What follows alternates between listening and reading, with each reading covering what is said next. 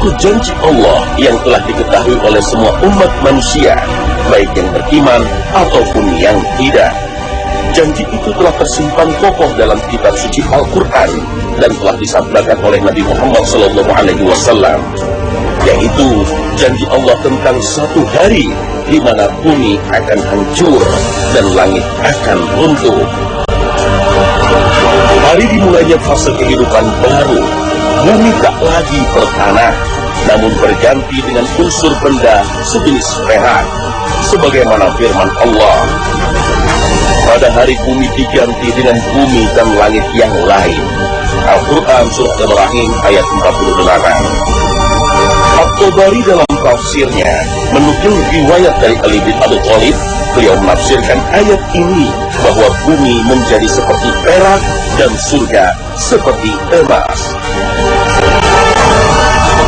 Dan semua cerita dan kisah di dunia, seperti bahagia, sedih, kaya, miskin, kuat, ataupun lemah, akan berakhir ketika trompet pertama telah ditiup. Itulah hari kiamat.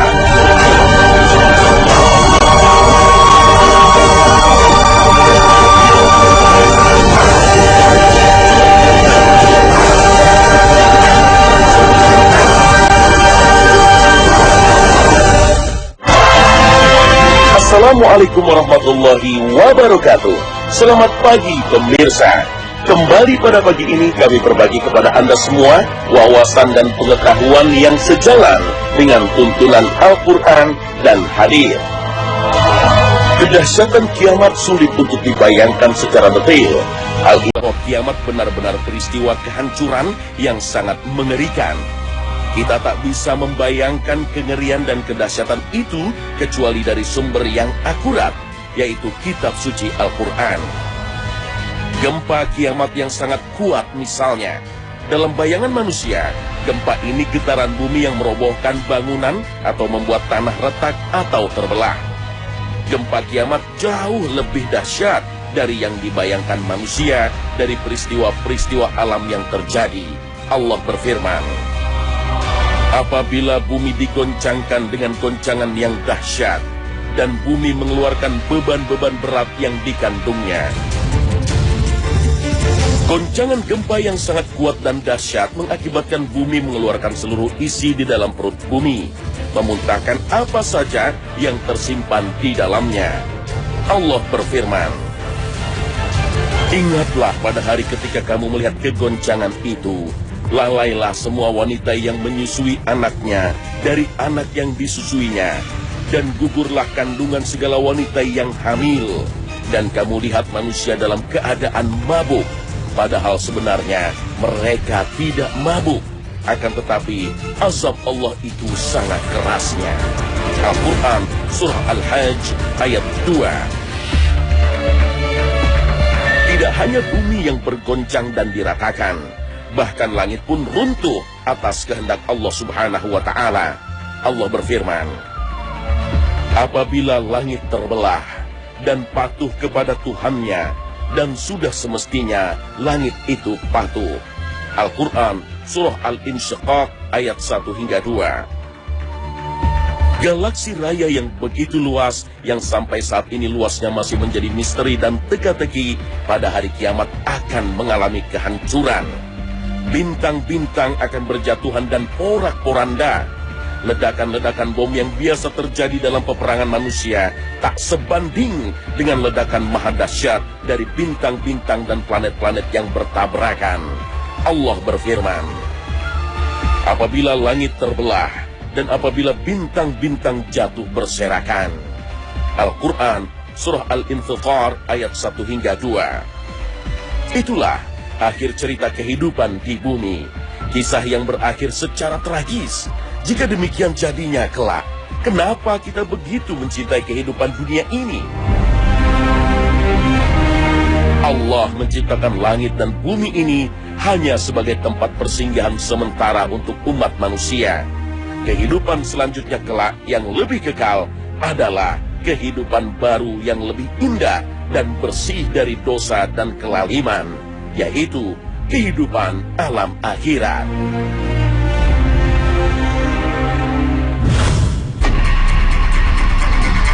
Peristiwa maha dahsyat hari kiamat yang terlalu mengerikan jika dibayangkan ini pasti terjadi. Inilah janji Allah Subhanahu wa Ta'ala, dan Allah sekali-kali tidak akan mengingkari janjinya. Pertanyaannya adalah, kapankah peristiwa ini terjadi? Tak seorang pun yang tahu, termasuk seisi langit pun tak ada yang tahu. Bahkan para malaikat pun tidak tahu. Semua ini menjadi rahasia Allah Subhanahu wa Ta'ala. Namun, Allah Subhanahu wa Ta'ala Maha Pemurah dan Maha Adil. Sebelum kiamat tiba, Allah Sang Pencipta terlebih dulu memberikan peringatan kepada manusia agar mereka tidak lalai dan menjadi durhaka. Karena terkadang manusia pada umumnya akan tergerak hatinya dan lebih fokus bila diberikan ancaman dan peringatan. Allah berfirman, "Hai manusia, bertakwalah kepada Tuhanmu. Sesungguhnya kegoncangan hari kiamat itu adalah suatu kejadian yang sangat besar, dahsyat." Al-Quran Surah Al-Hajj ayat 1. Nabi kita Muhammad SAW mengingatkan kita agar dapat menjadi lebih waspada dan lebih menjadi taat dalam menjalankan kewajiban dan menjauhi segala larangan Allah sebelum jalan tersebut tertutup dengan tibanya hari kiamat. Nabi bersabda, "Lekaslah kalian berbuat kebajikan sebelum datang 6 peristiwa: Dajjal, asap, binatang melata dari bumi, terbitnya matahari dari tempat tenggelamnya, kiamat, dan kematian kalian." Hadis riwayat Muslim. Oleh karena itu, Allah Subhanahu wa Ta'ala memberikan tanda-tanda kapan peristiwa maha dahsyat itu akan terjadi. Tanda-tanda itu pun juga diberikan Allah secara bertahap agar manusia selalu ingat akan Tuhannya. Dari tanda-tanda itu kemudian para ulama membaginya dengan 2 bagian, tanda kecil dan tanda besar. Tanda-tanda ini sebenarnya hasil ijtihad para ulama semata dari dalil-dalil yang ada. Karena baik ayat ataupun hadis yang mengungkap tanda-tanda itu tidak mengemukakan secara rinci. Menurut para ulama, tanda-tanda besar dekatnya hari kiamat terkumpul dalam hadis riwayat Muslim.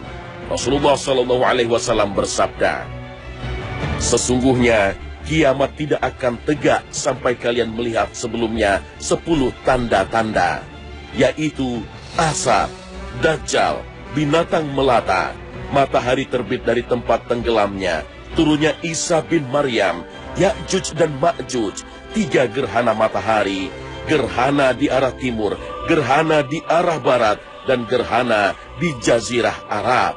Dan tanda yang terakhir itu adalah api yang keluar dari negeri Yaman yang akan menggiring semua manusia ke satu tempat mereka dikumpulkan."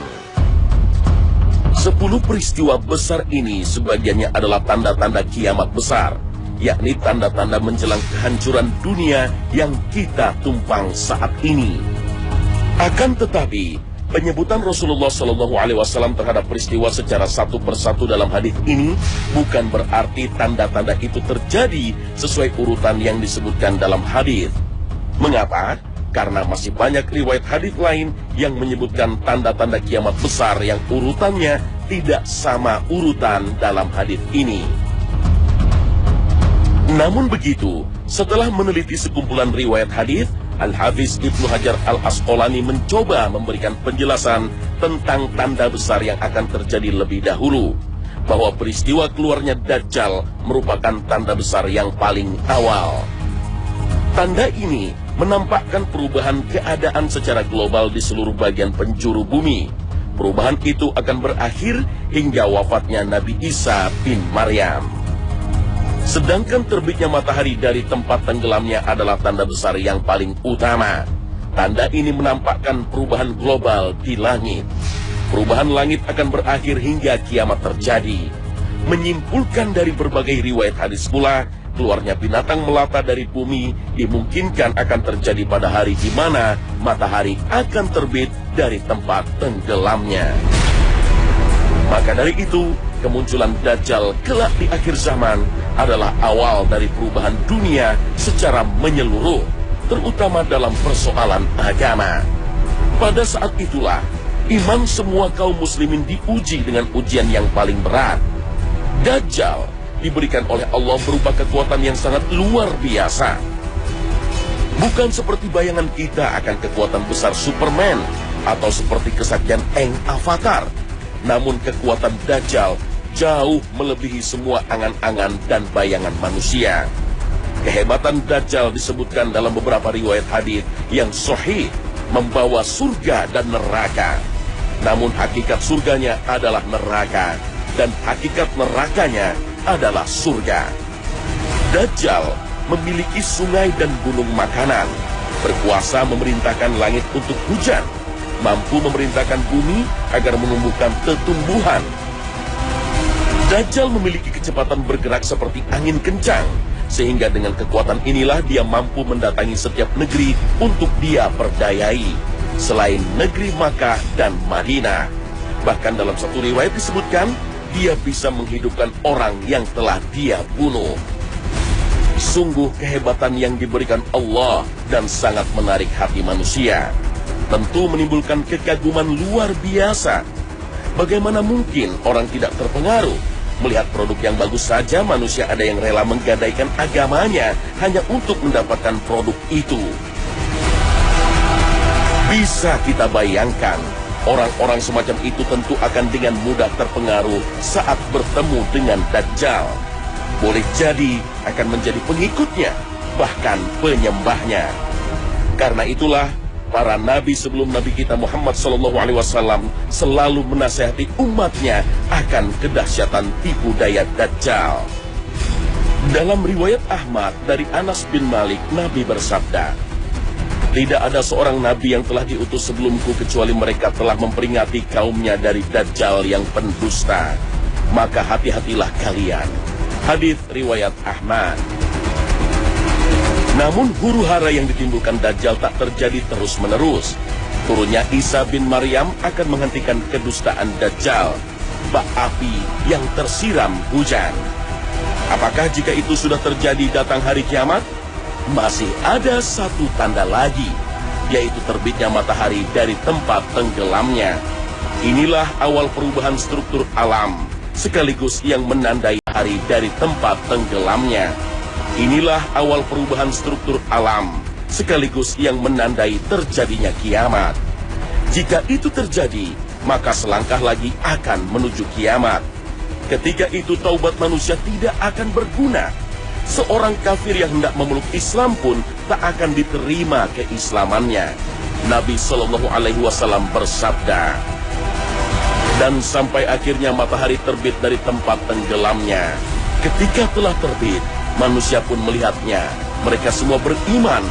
Maka saat itulah tidak berguna iman seseorang terhadap apa yang sebelumnya tidak dia imani, atau perbuatan baik seseorang dalam imannya." Hadits riwayat Bukhari. Terbitnya matahari dari tempat tenggelamnya terus akan berlangsung sampai kiamat tiba.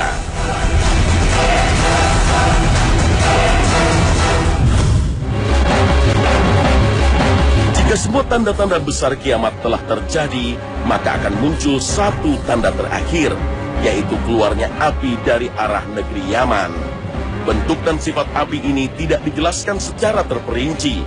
Namun manusia yang tersisa saat itu akan dikepung dan digiring oleh api tersebut menuju satu tempat yang telah disediakan Allah Subhanahu wa Ta'ala. Hal inilah yang disebut Nabi SAW dalam sabdanya. Dan tanda yang terakhir itu adalah api yang keluar dari negeri Yaman, yang akan menggiring semua manusia ke satu tempat mereka dikumpulkan. Hadits riwayat Muslim. Api ini bergerak dan berkobar sangat besar. Jika terlambat bergerak, pasti akan dilahapnya. Dalam banyak riwayat hadits disebutkan bahwa api ini membakar segala penjuru bumi dan menggiring manusia ke satu tempat, yaitu ke negeri Syam. Di negeri Syam ini, seluruh manusia dikumpulkan Allah Subhanahu wa Ta'ala sebelum kiamat terjadi. Negeri Syam yang dipahami oleh masyarakat zaman Nabi adalah kawasan Suriah, Yordania, Libanon, dan Palestina. Dengan begitu, di kawasan itulah manusia kelak akan dikumpulkan menjelang kiamat. Jika manusia telah berkumpul di negeri Syam, inilah akhir dari segala cerita yang telah dipahat oleh manusia di dunia. Semua akan musnah. Semua akan berakhir tragis dan memilukan serta menakutkan.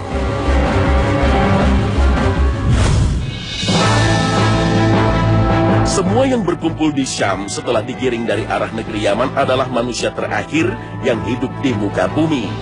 Tak satu pun dari mereka yang beriman kepada Allah Subhanahu wa Ta'ala. Inilah yang dicatat oleh hadis Rasulullah Sallallahu Alaihi Wasallam bahwa kiamat tak akan berdiri selama masih ada yang menyebut nama Allah, dan orang-orang yang menyaksikan kiamat adalah seburuk-buruknya makhluk. Jika sisa manusia yang hidup di muka bumi ini telah terkumpul di wilayah Syam, maka saatnya tiba. Malaikat meniup sangkakala. Semua yang mendengar tiupan ini di muka bumi pasti akan mati. Ini adalah tiupan pertama. Tiupan ini tak hanya mencabut nyawa seluruh manusia di muka bumi, bahkan iblis pun mati. Iblis yang dimaksud di sini adalah iblis yang menggoda Adam alaihissalam dan mengeluarkannya dari surga. Hal inilah yang disebut oleh Imam As-Suyuti dalam tafsirnya, menukilkan satu riwayat bahwa iblis mati dalam tiupan pertama ini. Dan jarak antara satu tiupan dengan tiupan lainnya sebanyak 40 tahun. Dulu iblis pernah memohon kepada Allah Subhanahu wa Ta'ala agar usianya dipanjangkan. Dia meminta waktu penyiksaan atas dirinya ditangguhkan sampai hari kiamat, sebagaimana dijelaskan dalam Al-Quran. Berkata iblis, "Ya Tuhanku, kalau begitu, maka beri tangguhlah kepadaku sampai hari manusia dibangkitkan."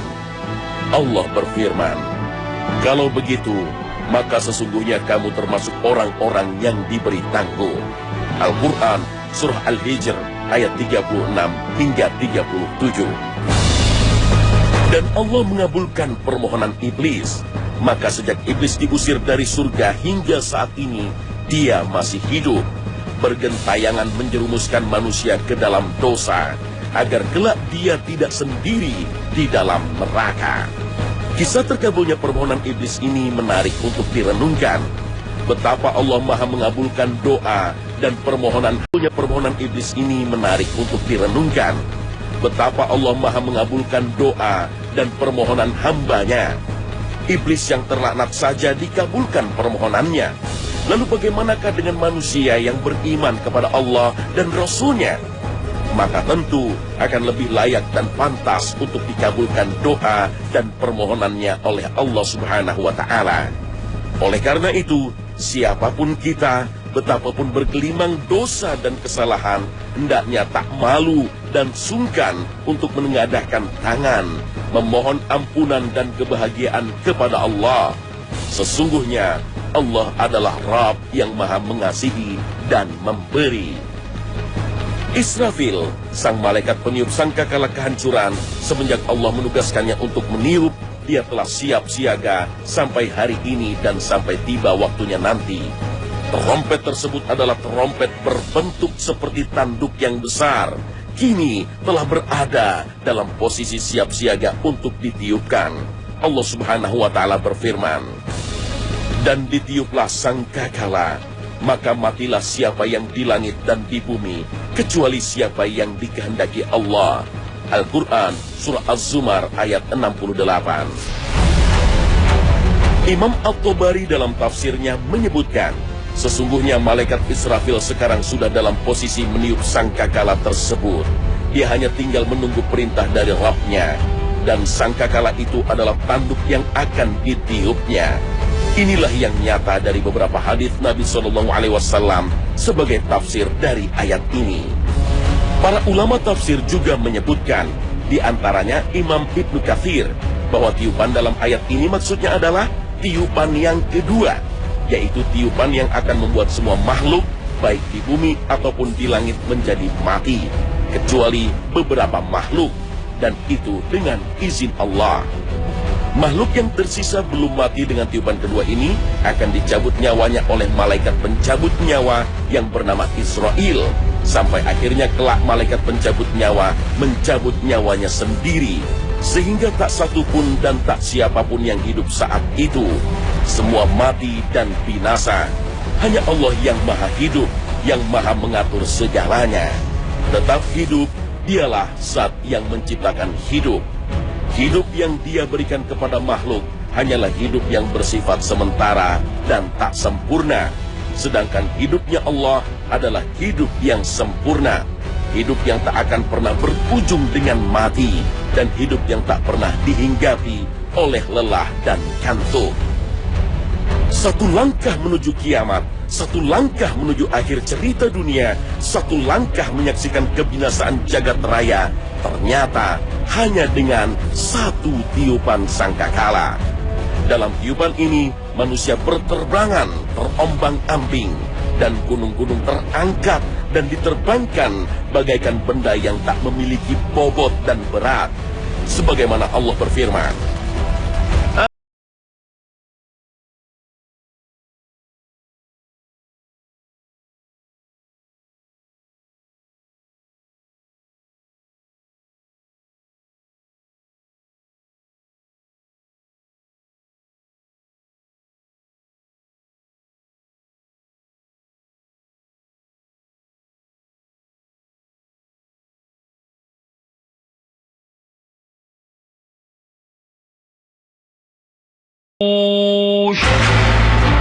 setelah semua kegoncangan itu usai, kemudian Allah Subhanahu wa Ta'ala menghidupkan malaikat Israfil kembali.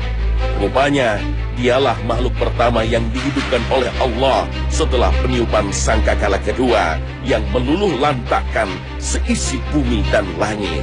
Allah kemudian memerintahkan Israfil untuk yang ketiga kalinya agar kembali meniup sangkakalanya. Seketika dengan tiupan tersebut, semua yang pernah hidup dari sejak zaman Adam alaihissalam sampai makhluk terakhir yang mati, tiba-tiba bangkit berdiri dari kematian mereka. Inilah makna firman Allah. Kemudian ditiup sangkakala itu sekali lagi, maka tiba-tiba mereka berdiri menunggu putusannya masing-masing. Al-Quran, Surah Al-Zumar, ayat 68. Disinilah kemudian hari berbangkit itu dimulai. Setiap manusia dibangkitkan oleh Allah dengan membawa pertanggungjawaban masing-masing atas semua perbuatan yang telah mereka lakukan selama berada di panggung kehidupan dunia.